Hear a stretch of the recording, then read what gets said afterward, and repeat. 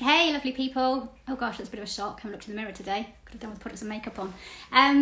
Hi, welcome today. I wanted to talk about dairy with you.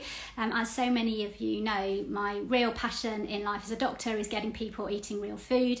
And I think as a nation, we should be including dairy in our food for a whole host of reasons. I've written a lot about it before, so do have a look back at previous posts of that. But this week is, well, these last 2 weeks are the British farming fortnight here in the UK. We have some amazing producers around the UK that I think we need to be connecting with. And I've tried to make as many as female as possible, as some amazing female farmers, and I managed again. So hopefully, oh, here we go. Hello, Jenny. Hello. So today we've got Jenny from Gorse Hill Abbey Farm down in the Cotswolds, who her and her husband are dairy farmers. And I want to be talking to her in a moment about her story into farming, you know, the milk that they're producing. But just to recap at the moment, I was just saying, Jenny, my perspective from a health perspective is the biggest thing that we can be doing for our health is eating real food. And I'm really passionate that actually we should be keeping dairy in our diet as a nation, not only from a nutritional point, you know, particularly from a nutritional point of view, but there are questions, you know, legitimate questions about how milking has been intensively done over the last few decades, the impact that's having on the environment, the impact on the quality of the produce as well. So people are asking great questions, but certainly in my search, when I've been visiting farmers around the country, there are a lot of amazing producers who are producing milk in a way that is good both for environment, for animal, and for taste, and for the environment, and for our health. So, and you are one of those farmers. So Jenny, welcome. I'd love to just hear, I know you've got a medical background as well. I'd love to hear your story into farming first, and then maybe we'll delve into a little bit more about dairy. Okay, so I am from a farming background originally. So I grew up on a dairy farm not far from where we are now in the Cotswolds. So that was it wasn't an organic dairy farm. It was probably a sort of, you know, a middle of the road. It wasn't certified organic, but the cows were always out at grass as much as they could be, really. So I grew up there, and that farm's now run by my brother. And I probably, when I was looking back, I probably took a lot of things for granted. You know, it was a lovely place to grow up. That was sort of all I knew. So I was interested in the farm, but I also was interested in other things, and I really enjoyed my sports, and I decided I wanted to be a physiotherapist. So similar to yourself, I went to the University of Nottingham, where I trained to be a physio, and then I worked as a physio. So I've spent most of my working life actually as a physio. Which in some ways is completely unrelated to farming, but my farming background's always been there, and actually now, in a similar way to yourself, it does link in some ways. You could think, how is physio linked to farming at all? But it's just that looking at the whole picture and seeing people holistically, and I'm aware of really exercise is what I could in some ways talk about the most in terms of exercise is the benefit for our health. But now that I'm back on the farm, and I've digressed a bit, but I'll come on to this, I'm obviously looking more into food and the benefits of food. So it's really, you know, it does all link in together. And in my work as a physio in the NHS for 20 years, you really do see the effects of lifestyle and diet and exercise and how that affects people's health. So how I then got back into farming is I met my husband, Nick, and he's a farmer. Interestingly, he isn't from a farming background. So I am from a farming background. He's not. But he grew up next to his aunt and uncle who had a farm. So although his parents didn't farm, he did sort of grow up with it, and that's where his interest came from. So he studied agriculture, and then wanted to be a farmer. So he then was managing a big farm in Hampshire. And so I moved there with him and lived in Hampshire for a long time while I was working as a physio, and he was managing that farm there, which he actually converted to be an organic farm. And although that was his job, having grown up on a farm, I'd always been interested, and we had to live on the farm as part of his job. So you can't help but be a bit involved, and in some ways it was perhaps a bit frustrating that I almost wanted to be more involved, but I couldn't really because, you know, he was employed to do that job and I wasn't. So we'd always wanted to do our own thing, really. And we've looked at various things. This would be a a whole session by itself, our journey into farming, but we've looked at various things for about 10 years, lots of different opportunities, and amazingly we ended up back near just about 5 miles from where I grew up, actually. So we're now running a dairy farm here. Yeah. So we've been here for 2 years now. So it's we're relatively new to it. So you know, I've been involved in farming pretty much all my life in one way and another, but we're new to this farm. Yeah. And from your point of view, like, you know, how are you farming? You know, what's the system you're using, and why do you think that's important? So we're an organic farm, which is really important to us. So as I mentioned, the farm we were on before was an organic farm. Nick converted it to organic, and he did that before I got together with him. So it was already organic then. And actually, I, like a lot of people, and probably like a lot of farmers, even though I'm from a farming background, I didn't know that much about organic farming. Okay. And the more I found out about it, so the more passionate I am about it. Yeah. I think when it first, I was going to say when it first came out, and it's one of those things that there are all these buzzwords now, and organic's the same. It's not something that's come out. It's actually just farming how farming always was, in the most natural way. Yeah. But I think when organic certification started and it began to become perhaps a little bit more popular, a lot of conventional farmers perhaps felt a bit threatened by it, maybe because they didn't really understand it, and also in a way, in some ways, it's sort of questioning or threatening the way you're farming. So I know even my parents, they weren't particularly intensive, but suddenly people say, well, you should be organic. Why aren't you organic? And it, you know, you automatically become quite defensive towards that. Yeah. So I'm probably a bit skeptical of organic farming to start with. But yeah, the more, sorry. Can I ask a question? Just so for me, like as a non-farmer, and I've just been getting into this world, and often for me, like organic, when I think of grains, makes sense because you're spraying all of those, you know, crops and vegetables. Also, I think about spraying. Where does organic fit with dairy farming? What does that mean? Does that mean you're not spraying the grass or the feed that they have? How does that impact dairy in particular? Exactly, yeah. So we're not spraying the grass. So that's what cows eat. Grass is the main food, and that's well, it should be what they eat, isn't it? So ours eat almost all grass. Yeah. And yeah, so we don't use any artificial pesticides or fertilizers on the grass. And obviously that then affects the cow. So just as us eating fruit and vegetables with sprays, like you said, we can understand that it's not a great thing. It's the same really for animals. You know, if they're eating grass that's been treated with chemicals, that's going to have an effect on them, which is potentially going to have an effect on their produce or their meat or their milk. So that's one of the big things. There's also lots of, I mean, the organic rules encompass sort of everything. How we transport animals, how we treat them in terms of a veterinary point of view, from fertilizers, pesticides, all those sorts of things. But animal welfare is a big thing. So the organic rules are the highest standards of animal welfare. A lot of people don't realise that, and sometimes think, like if you're in a shop and you might see RSPCA standard or organic and free range. A lot of people often think free range or RSPCA might be higher than organic, but organic is actually the highest standard. And you have to guarantee that animals have a certain amount of space. They're outside for as much of the year as is practically possible with weather conditions allowing. When they're inside, they always have to have a certain amount of room. There's requirements regarding their bedding, you know, they've got a nice comfortable bed, you know, straw or whatever it might be. So yeah, and then not routinely treating them with antibiotics. So in very intensive farms, they might routinely give antibiotics to prevent problems, whereas that's banned under organic practice. So yeah, all sorts of ways. Yeah, and for those again that are joining that, you know, again have no experience with farming. So again, like it was only 5 years ago that I started to ask the question about where our food's coming from, and I had no idea about intensive farming. I considered myself educated, but really had never thought about where it came from, the impact on, you know, animal welfare as well as the environment, as well as our health.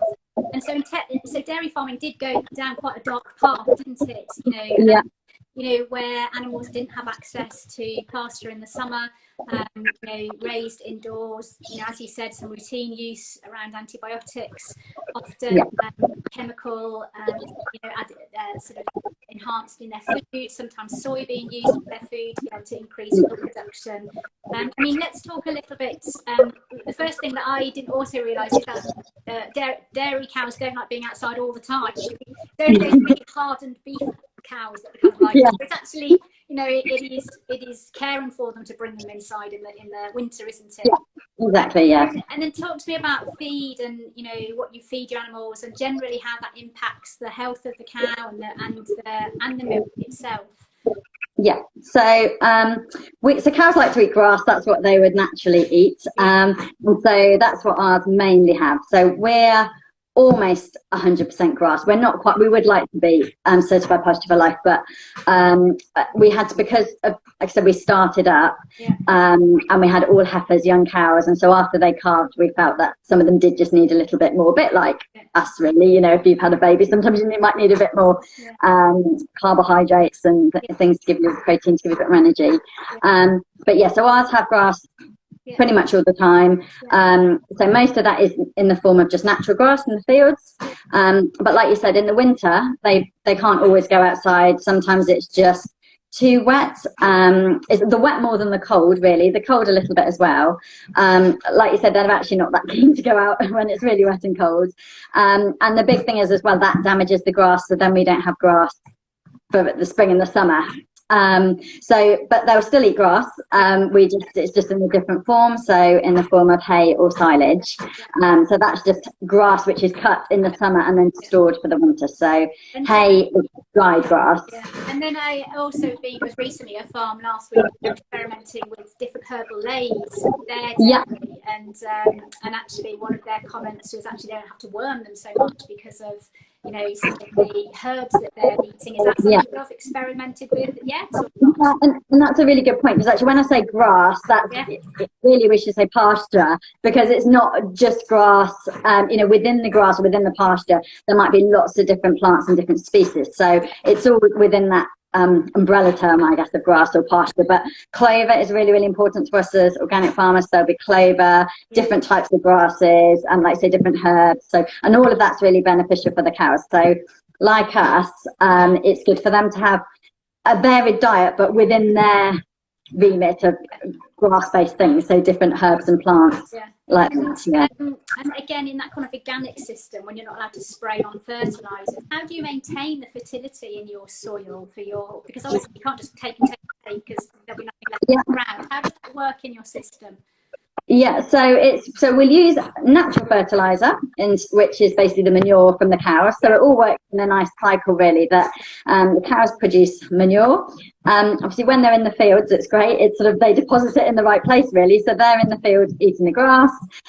It will go through them. When they pass manure, that lands on the ground. That's going to naturally fertilize the grass to help it. But when they're in the sheds, we'll store that muck, and then at certain times of the year, so we've just done some muck spreading actually, we'll then spread that out onto the fields, which will add more natural fertility. I grew up in the countryside. I remember the smell vividly. Spreading. Yeah, what do you think? Well, that's doing some good. It's a good thing. But it's also my husband's more knowledgeable about this than me, but the rotation as well. So we're all pasture on this farm, so this doesn't apply as much to us, but this is well on arable farms as well, and people are becoming a bit more aware of this now. It works really well to have the animals as well as the plants. Growing just plants, just crops, like you say, that would take nutrients from the soil, and we've got to put back. So that's where it works well to grow crops, then have some animals to put some goodness back into the soil. So generally organic farms will rotate what's in the fields like that to help. And here in the UK, I mean, I think, is it 70% of our farmland is pasture? So actually cows are one of the best upcyclers in terms of making food for us. You know, these are pastures that we could use for arable. It'd be terrible if we did, ploughing them up and releasing all that carbon. You know, it's very naive when people are talking about just switching, you know, animal pasture to arable systems or vegetable systems. It's just like pasture is ancient and a beautiful thing. It holds so much, you know, biodiversity in.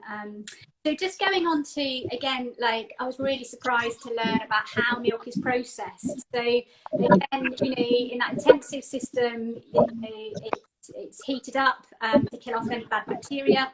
and then after cooling down, it's often put through little pipes, isn't it, to homogenize it? Yeah. Or is it at some point as well, in intensive systems, they separate everything out, the fat and the milk, and then they kind of add it back into whether you want semi-skimmed or skimmed? Or, I mean, I had no idea that we were messing around so much.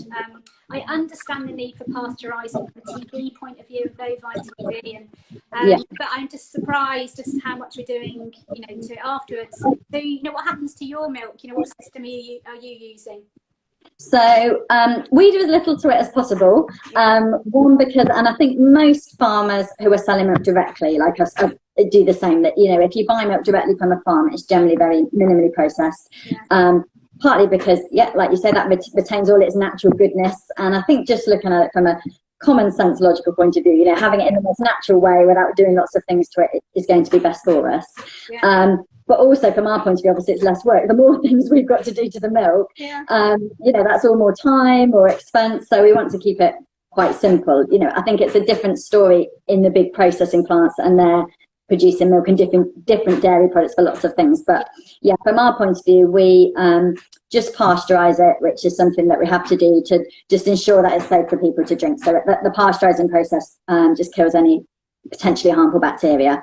So to do that, we've got a batch pasteurizer. There are different ways it can be pasteurized. We have a batch pasteurizer, which is basically just a big tank we put the milk into, and it's heated up gently up to 65 degrees. And then it's held there for 30 minutes, which allows the pasteurization process to take place. And then after that, it's cooled down quite quickly. And then you have a milk shed, don't you? You have a milk shed. These are popping up everywhere. I just love them. Tell me about your milk shed. And in case people haven't heard of a milk shed, it's usually found on farms where farmers are selling their milk directly. I have one half a mile down the road, so organic, half-foot dairy, the real milk company. If you're in Nottingham, do look it up. I take my glass bottle with my kids and we fill it up a couple of times a week. It's just amazing. And it tastes out of this world. I've hated milk all of my life. And then I tasted real milk and I was like, oh my goodness, the flavour is intense. So you have one of these milk sheds, don't you? Tell me about it. Yeah, so it's basically, just a small honesty shop. In our case, I think most of them, again, work in that way. So it's not a staffed shop, but it's just an outlet where we can sell our milk directly from the farm. Again, keeping things simple. We're not having to transport the milk a long way, because if we were doing that all takes time.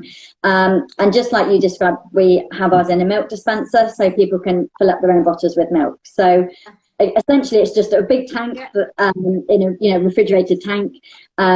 The best way to sometimes describe it to people, it's almost like a water dispenser. People are familiar with those. You press a button, and rather than water coming out, milk comes out. So you can either you can bring your own containers to fill, or we sell glass bottles which are reusable. So if you buy a glass bottle, next time you can just bring that back, and you're literally just filling up your bottle, and there's your milk, and so take it home. You've got a beautiful system there where, you know, not transporting it, not using plastic bottles, you know, everything's very local for your community. How has it changed your relationship with your community? Yeah, it's been great for getting to know people, and I suppose because it's not staffed all the time, there is this thing. Sometimes we have got some lovely customers that they can be coming quite a long time before you actually meet them. But recently our milk shed moved into a different building, and when it did, we tried to sort of be around a lot of the time, so it was really nice getting to know people. But most of them are really appreciative, which is really nice. Just like you said, lots of them say, I didn't know milk tasted like this. You know, I thought it was like what I've been having in the supermarket, and actually it's really different. And they're saying, "What? I can't believe all this time I've been drinking that." And actually, this is what it's like. And I suppose it's just nice to have some appreciation sometimes, isn't it? Because normally as a farmer, or in the past, you're perhaps quite disconnected from the end user, and it's hard work, farmers. So when you're milking the cows at 5 o'clock in the morning, it's really cold in the winter.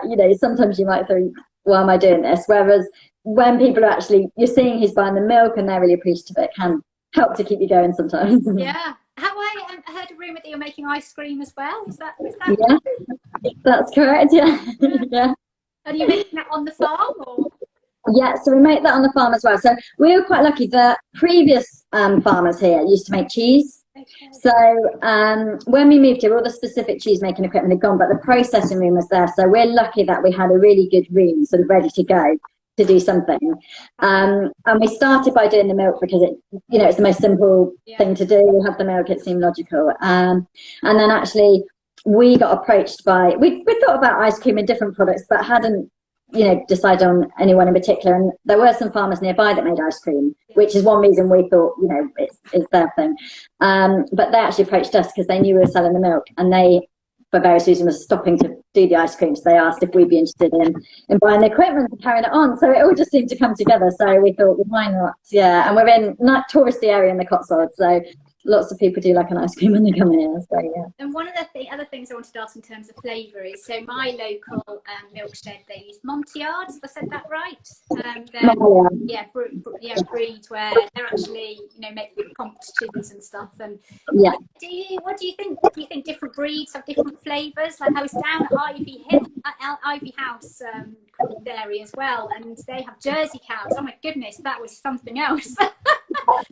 So ours is a Jersey cross, and definitely the breeds can affect it, and what they eat can affect it. So with cheese in particular, I think you find, so my family, like going years back, my mum says her granny used to always say she would know what fields the cows were in from the taste of the cheese. They used to make kind of farmhouse cheese, and it's going back, like you say, to the herbal lays and things like that, where they'd have a different mixture of plants. So they were all eating grass, but in pasture form.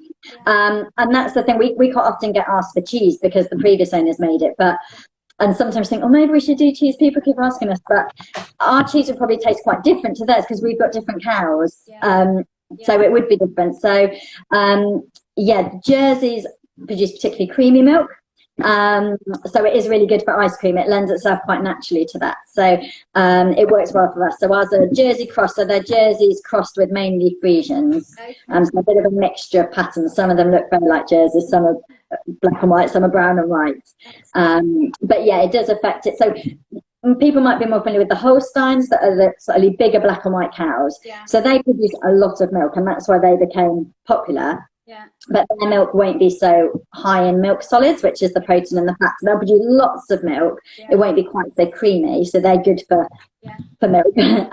But yeah, the Jersey will produce more creamy milk, which some people might prefer. Well, that's really good for things like ice cream. Like you said, the Montbelliards are really good for cheese. So different breeds do probably have their different strengths. I think for me, what's really important from a health perspective is people getting back to whole milk. I mean, I don't even call it full fat because there really isn't much fat in it, really, even when there's. No, that's a. And but I think that's so important because one, the need for fat soluble vitamins, but there's a particular vitamin K2 which is really important for taking the calcium and putting it in our bones.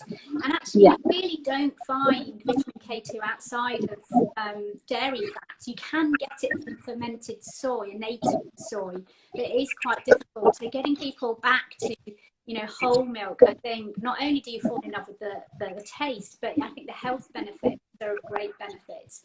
So no, it's been such a joy to hear all about that. So just to recap, for people when they're thinking of trying to buy good dairy, both for planet, for health and for the welfare of the animal, there's a lovely website, Produce and Provide UK, where you can put your website in and you might be able to find a milk shed local to you and go and talk to the farmer, catch them when they're there and ask questions, about how they're raised. So you're asking questions like, do they have access to pasture in the summer? Are you an organic system? You're asking what the animal feeds, like are they having soy from South America or are they actually eating grass? You might want to ask about how it's processed. And then at the end of the day, I think it comes to taste and enjoyment. And so you want to have a taste of the produce as well. Can you think of any other questions I might have missed, as somebody who might be inquiring about milk?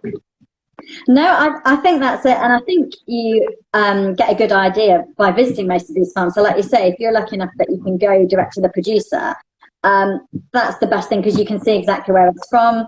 Often you might see the animals in the fields as you drive down to get the milk or meat or whatever it is you're buying. So, and then like you say, just have a chat to them and they'll all be really happy to tell you about how it's produced. And I think really going back to organic and things like that, for us, that's where that comes in. It's not like organic's good and everything else is bad because there's a range, but it gives you, if you're not able to find out where your food is from, it's giving you that guarantee it is produced to these standards, it's not being sprayed and so on. So it's a good Well, good for things. I think Bumpkin Dairy has just got a milkshed into the city in Nottingham. So Oh, brilliant, again, yeah. a rumour. I'd need to confirm that, but that would be great as well. Seeing, you know, local farms going to local cities again.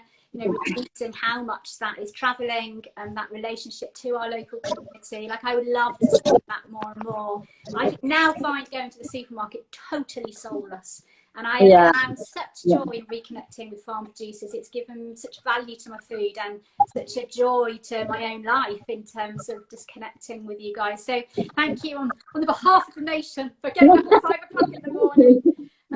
You know, and farming those cows. Thanks for doing it differently and being so progressive in your thinking. And I really do believe that the farmers have the health of our nation in their hands, and we just need to get behind connecting with local producers and farmers and reclaim our health again. So thanks, Jenny. I'm so hoping to visit. We keep trying to visit, don't we? And then COVID happened, and then it's just and thank you for championing the farmers. Good. All right. So have a great day, and we'll connect again soon. If you've got any questions, if you're watching, do just DM me. And I'll do the best I can. So, okay, bye. Bye.